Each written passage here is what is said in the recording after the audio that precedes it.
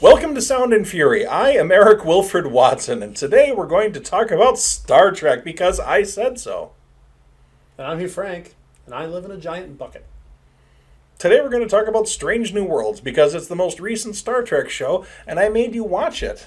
I actually watched it of my own volition. On purpose. On purpose, yes.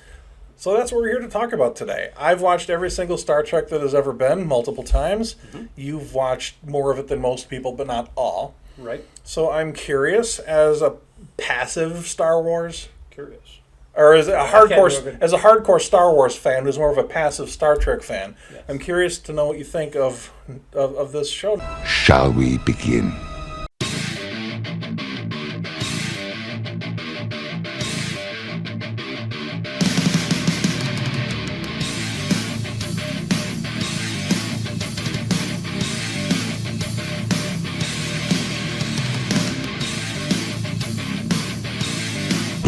Freaking loved it. I actually went and watched an episode of the original series just to kind of get the 11th episode of Strange New Worlds, which we can explain what that means. I don't know if we're going to go in order or what, or backwards. Yeah, we'll just go full spoilers for this. We're not going to talk about each individual 10...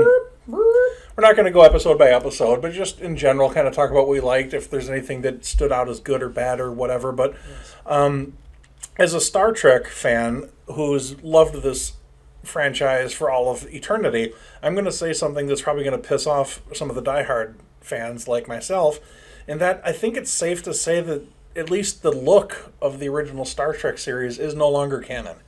I think you can just take the original series, set it aside as its own little compartment. It's just unrealistic to think of this cardboard sets from a low-budget show from the 60s as still looking like the future to us in 2022. The future! So I can compartmentalize that in my brain. This is what the Enterprise looks like now. Deal with it. Yes, it violates canon that it looks this way, but I don't give a shit. It looks good. It's a fun show. The characters are fantastic. Sure, they fired their violator cannons. Anyway, sorry, yes.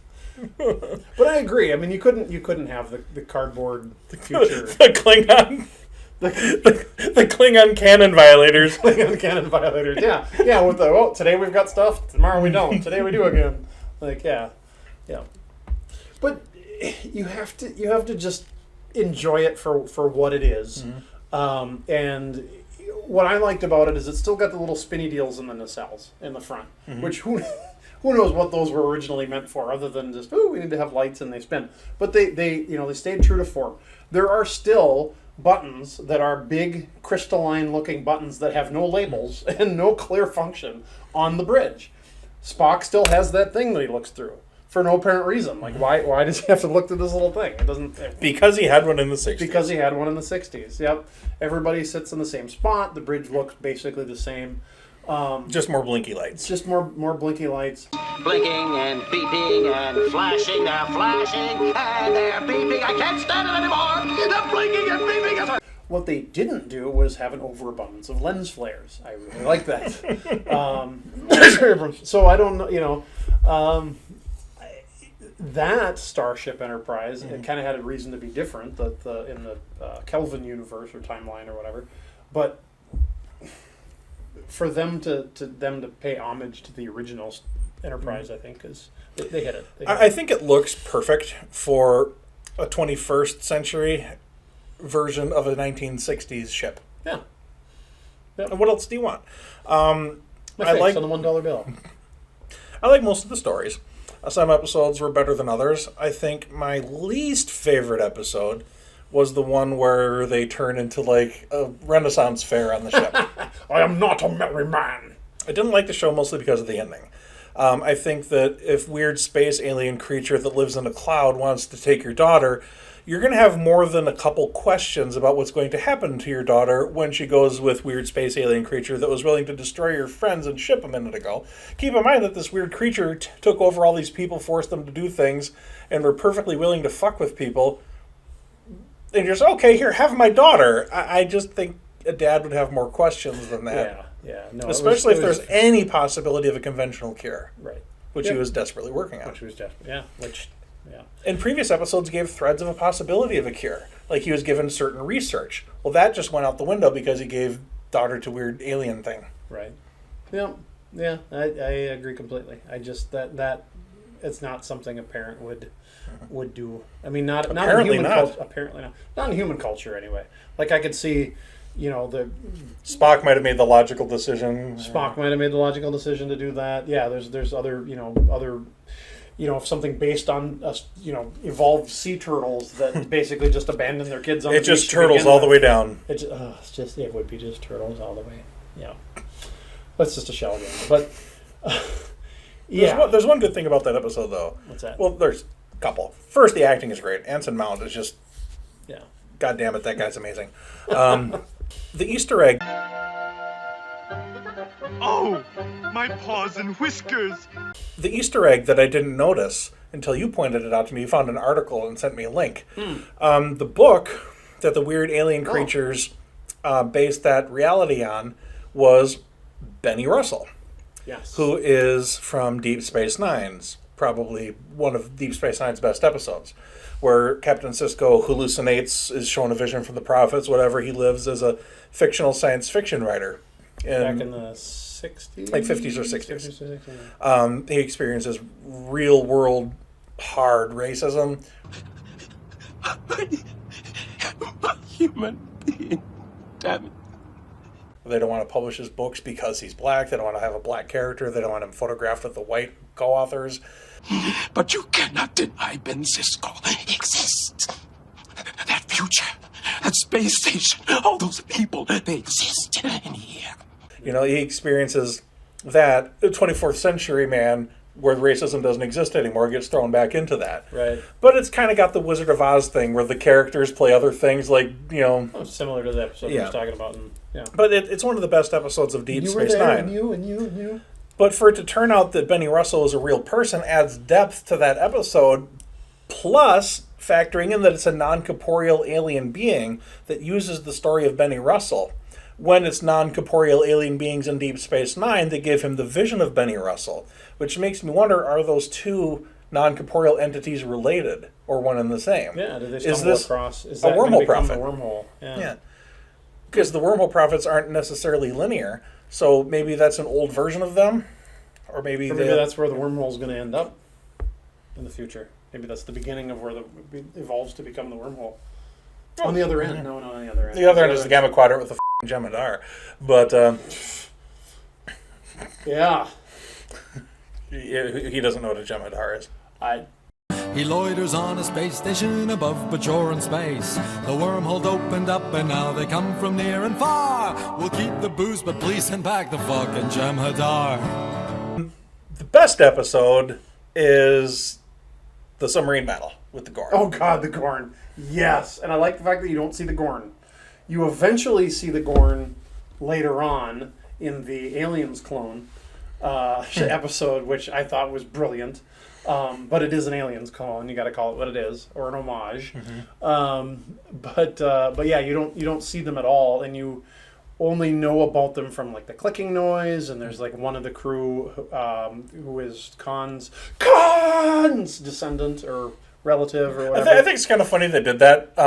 It's kind of like Genghis Khan, like a third of Asia is related to Genghis Khan or something. I don't know if that's true. But it's like a quarter of all males across the world, I think. It's something like that, yeah. It makes sense that a tyrannical, genetically engineered dictator would have offspring. Yeah.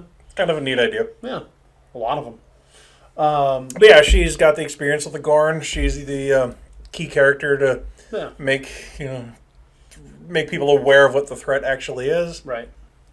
And it's just a fun Wrath of Khan-esque submarine battle. Yeah. It reminded me of an episode of... Actually, it actually reminded me of Firefly. Because what are the bad guys in Firefly there? The Reavers? The Reavers, yeah. Very, very Reaver-esque. Very, like... if they catch us, they're going to rape us to death, eat our flesh, and then kill us. And if we're very lucky in that order. Exactly, or something like that, yeah. So it provoked that imagery of like, just, they can't be bargained with, they can't be reasoned with, they can't feel pity, remorse, pain, and they absolutely will not stop until you are dead. and then they plant their eggs in your chest. That's not fun either. Yeah, so that's a bit of, I don't know if retcon's the right word, because you really don't know anything about the Gorn other than when they're adults, they punch really, really slowly. Yes. But I'm thinking, I don't know if, I've never actually seen this anywhere online, but I'm thinking they originally intended to speed up the film and didn't. Maybe. Because that's the only thing I can think of that makes any sense, if they like punch that slowly. Gotcha. Yeah. Whoopsie. But who gives a We meant to- So somebody in the editing room's like, I just don't give a shit. This is a dumb space show with a lizard. Nobody's gonna pay attention to this in 2022. Right. Yeah. Or do internet shows about it. Yes, I'm sure he was thinking they'll never Someday make it. there's going to be an internet. They'll never make an internet show on this thing that doesn't exist yet. Right. And then, yeah, if they do, they'll just put it on Cornhub. But you know what? They can. Oh,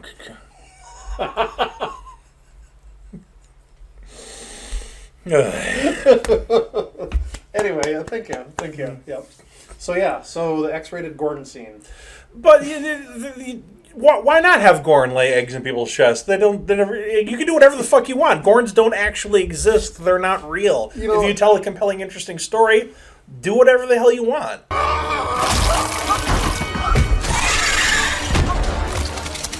Hello, my baby. Hello, my honey. Hello, my ragtime. And that's but how it I made ended up on a really weird vacation. I just woke up one day and I'm like, why not have Gordon lay eggs in somebody's chest? And then wackiness ensued. Yeah, true story. I'm not sure I really like the Velociraptor look of them. I think Gorn were scarier when they were, the enemy. When they were giant slow punching people in rubber suits. No, I get it. It's once you actually see them, it takes away the mystique a little bit. Yeah. So the final episode was Awesome. a Balance of Terror remake in a lot of ways, and you had never seen or even heard of the episode Balance of I Terror. had heard of it. Because I used to read about the various ships, the different class, the Vorcha class, and the Excelsior class and the Constitution, and for some reason I nerded out on all that stuff. Somewhere along the way, reading about the Romulan Bird of Prey, I read that the episode that it first appeared in was Balance of Terror. So I knew the title of that It's show. a cool title. It is a cool title. Yeah. So, as a Star Trek fan who likes to be surprised when I watch Star Trek, because we don't get a lot of new Star Trek up until recently. Right. So I kind of savor these things when they come. I try not to watch trailers or anything before the show hits and just watch it cold. When I saw Pike wearing a slightly updated, altered version of the movie uniform, I'm like, fucking A, cool, future Pike. He didn't turn into a beep chair. And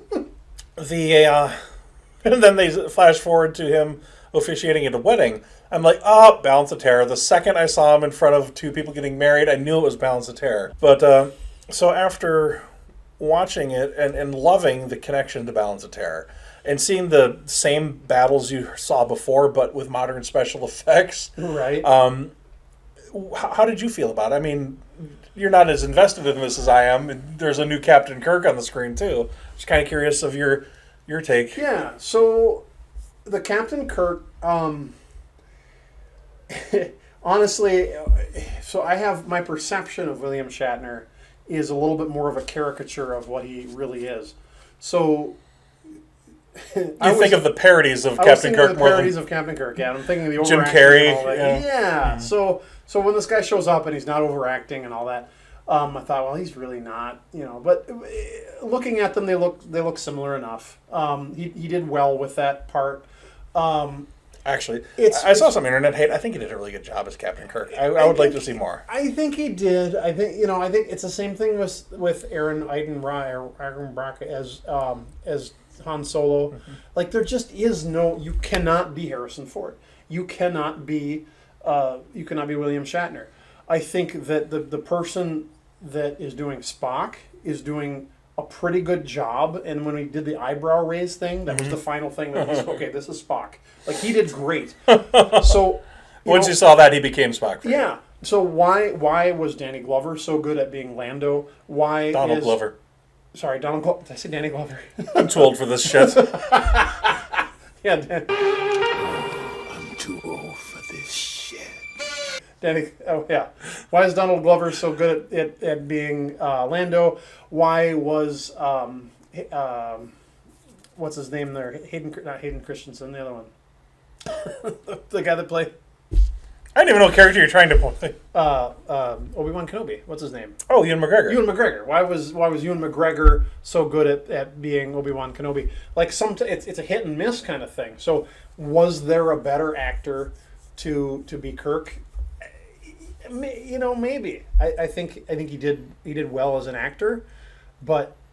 Well, this is also an alternate reality version of Kirk. He didn't live the same life. He didn't become captain of the Enterprise, so he didn't know who Spock was. Enterprise, this is Captain James T. Kirk of the USS Farragut, offering assistance. Yeah. So it's going to be a little bit different, but I can see him growing into the role. They did say that he's going to be in Season 2 of Strange New Worlds, which has wrapped filming, so it's supposed to come out sometime in 2023. Yeah. How do you feel about the Balance of Terror connection? You watched Balance of Terror after this. I did. For the first time. Yeah, it was great. It was, of course, seeing the guy that played Sarek as a Romulan kind of threw me off a little bit. But again, you have to accept it for what it is. They recycled some actors, that's what they do. But what I thought was interesting about Balance of Terror, you get to the end of it, and it doesn't really tell you what did or didn't happen. So they destroy the ship, and you don't necessarily know that they prevented an interstellar war from that episode. Mm-hmm. So maybe later on in the original series they explain it, maybe they don't, but it's very serialized and they don't really have too much connection from one episode to the next. So the fact that there's no Romulan War in the next episode is probably a clue, but they didn't really touch on Balance of Terror specifically. They did go back to more Romulan episodes, of course. Yeah. But yeah, I see what you mean. It never really occurred to me that way because Star Trek was never meant to be serialized, so if there was no war, anything can happen in the episode, and it's almost like a reset button for the next week with Star Trek. Kinda, yeah. With a few exceptions. But so you almost needed the episode of Strange New Worlds to go back to kind of revisit what, what it was that Kirk actually accomplished, because you don't realize that he basically prevented an interstellar war where billions of people died. It's not evident in Balance of Terror. Balance of Terror. But later on, because you see that the war starts and it's like, anyway. So Kirk was supposed to be the guy. That was cool. The episode of Star Trek that, and I didn't plan this. I'm not trying to make you watch more Star Trek. Yes, I am. It reminds me of the Dominion War. You have to watch that too. I can't believe you haven't watched the Dominion War. It hurts my brain every time I think about it. But what I was trying to say was, I didn't watch the one with the truckers that were fighting against each other, but that was the old Dominion War. Sorry, the old Dominion trucking. Yeah. The episode of the original series that I think ties into Strange New Worlds more than Balance of Terror is The Menagerie, which is the only 2-part episode in the original series. Gotcha. Why does Spock want to take us to that one forbidden world in all the galaxy?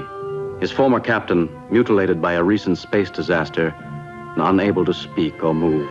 I have never disobeyed your orders before, Captain.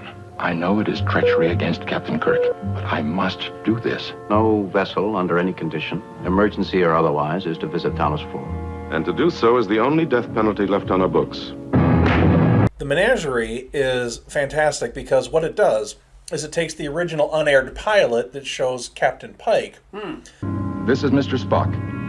You'll learn next why returning Captain Pike to Talos 4 was worth risking my life and Captain Kirk's career. Join us then to see the conclusion of the incredible adventure on that forbidden planet. He shows up in his beepy wheelchair, and Spock risks the death penalty, the only capital offense left on the books, to take Pike to go basically, I'm not going to spoil the episode for you, but it really ties into his fate that he keeps worrying about in this. It happens in the Menagerie. I remember seeing, as I was panning through the season 1 of the original series, to get to, it's 14 is Bounds of Terror, by the way. But I remember seeing Pike in his wheelchair like pop up in the thumbnail. Yeah. And I actually planned on going back to watch them. So now I definitely. What's great about it is So you did get me to watch more Star Trek. Spock shows unwavering loyalty to this character that, from the perspective of the audience of the 60s, has never seen before. He's absolutely, even to the point of Captain Kirk wants him to not do this. He doesn't listen to Captain Kirk. He's helping Pike. Absolute loyalty to Pike. And it ties in, watching that relationship develop is wonderful. Is wonderful. Ah, okay. So yeah, I'm going to have to watch the Menagerie. Okay. But yeah, I'm happy as a pig in shit. This is the best Star Trek show by far in the modern era. I've been a defender of Star Trek Discovery, even with a few of its missteps. I didn't like the look of the Klingons. I thought it was a little bit... The serialization took something away of the enjoyment of the overall concept of Star Trek, but in Picard Season 2 was just a train wreck. Picard Season 2, in my Trekkie opinion, is the worst season of Star Trek of all time. No! No! Wow. It's just which is a shame because the first couple episodes of it were so good, and then it just slides into just garbage. But this completely it's like when totally redeemed yourself. It's exactly like when he buys the moped after selling the shaggin' wagon thing. Of all the harebrained, yeah. You go and do something like this and totally redeem yourself. Yeah, okay. It's I couldn't ask for more. It's not perfect.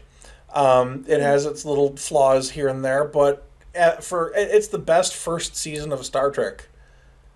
Yeah, it's right up there. I mean, It's better than season 1 of Deep Space Nine, Voyager, Enterprise.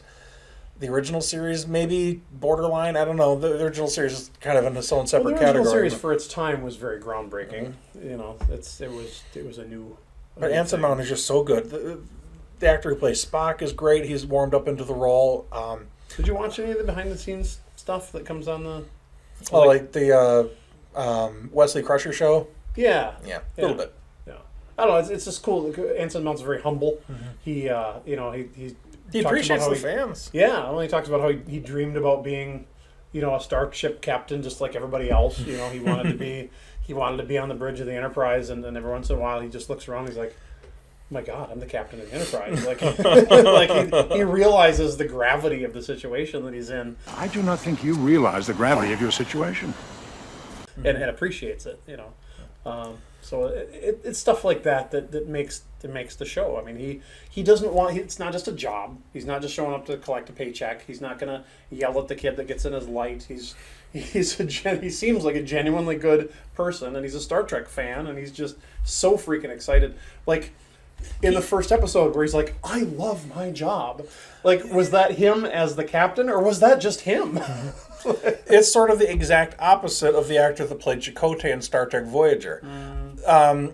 Robert Beltran disliked Star Trek Voyager while he was on it. Because he's a normal human being. Human beings dislike Voyager. He got to the point where he made outrageous demands during contract negotiations trying to get fired from the show. He asked for like outrageous salaries and stuff, and they just gave it to him. So he's like, but especially in the later seasons, you can see he just doesn't fucking want to be there. Well, I was the same way. I'd never seen Star Trek. Really? Well, I saw it just as long as I could before I could reach the channel to change it. Really? Yeah. And it comes through in his performance. In fact, I thought it was punishment for everything in my life up to that point. Thanks, dear Lord, for the Star Trek gig. The way he delivers the dialogue, you can tell he didn't rehearse it. He just says it flat, and you can just tell, Yeah. And it takes some of the fun of it out. There was fun in it? I like Star Trek Voyager. I really do. I know. We'll do an episode on it one of these days. But they made me watch a Clockwork Janeway. Exactly.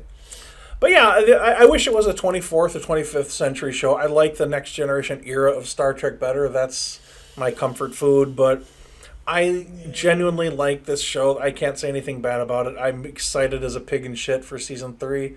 I mean season 2, but season 3 too. But yeah. Season 2 comes out sometime next year. They're already done filming it, which I'm really happy about.